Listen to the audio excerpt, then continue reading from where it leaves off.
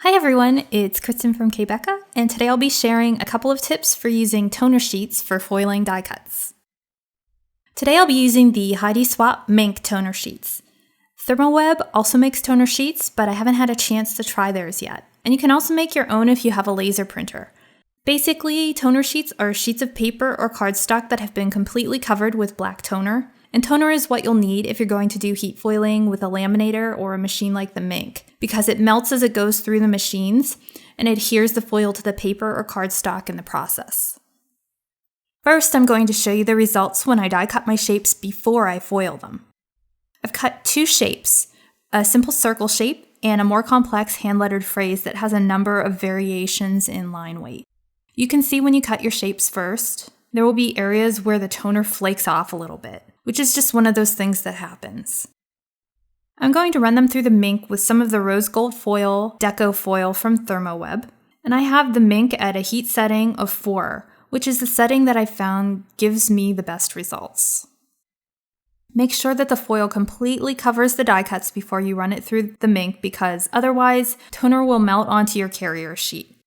If that does happen and it's just a smaller area, I've found that you can rub the toner off with a cotton ball that has some rubbing alcohol on it, and it rubs off cleanly.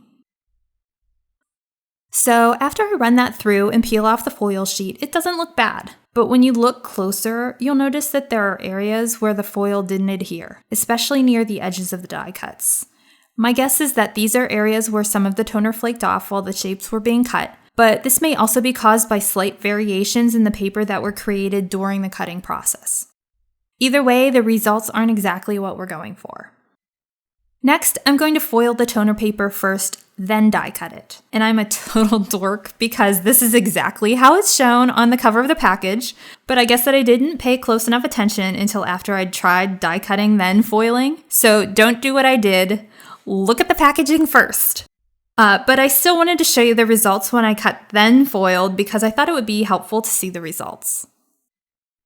So I've covered a piece of a toner sheet with the same rose gold foil that I used earlier, and I'm going to run that through the Minc to create a foil sheet. Pretty cool, right? There is a squiggly little imperfection on the sheet, which was also there on the circle that I foiled earlier. I think it was a piece of thread that somehow got into my carrier sheet, but otherwise it looks pretty awesome.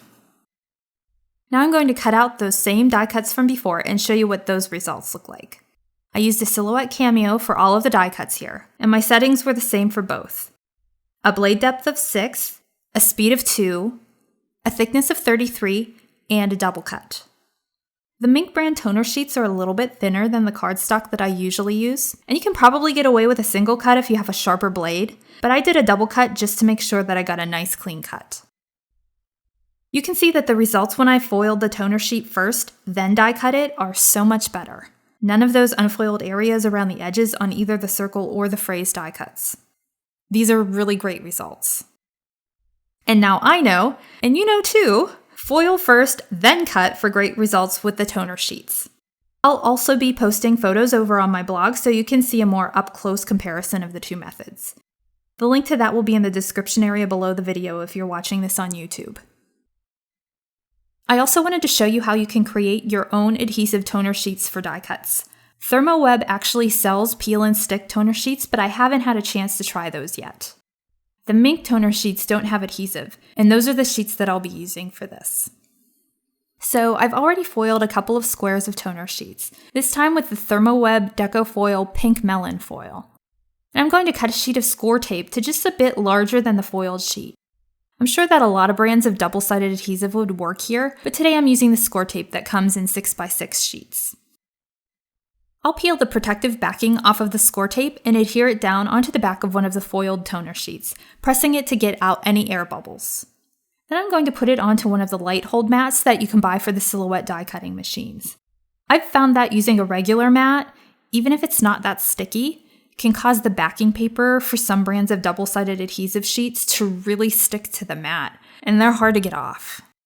The light hold mat works much better, and if you notice the score tape sheet sliding around a bit there, it's because its backer sheet is actually kind of waxy, which is great because it doesn't want to stick at all to the mat. But we need to make it stay in place while we're cutting it, so I'm going to add some washi tape around the edges. I tried not to cover any of the foiled area with the washi, but when I did cover small areas here and there, the washi actually still came off very cleanly and didn't take any of the foil with it. I'm going to cut my die cut using a blade depth of 8, a speed of 2, a thickness of 33, and I'm going to double cut it, then go back for another single cut, so 3 cuts total. This will make sure that the cameo will cut clean through the foiled toner sheet and the adhesive sheet, including the backing paper. I've also tested these settings with the Silhouette double-sided adhesive, and they work for that too. After cutting, I'll carefully pop my die cut out of the sheet and will weed out all of the interiors and areas between letters. I'm just going to leave the backing paper inside the R's, a Mr. and Mrs., because the foiled toner sheet and adhesive already popped out earlier. So it's just the backer paper and will peel off when I peel off the rest of the backer paper. And now we're set with a foiled and adhesive back die cut. All it's left to do is to peel off the backer paper and stick it on a card, a favor bag, or whatever other project I want to customize.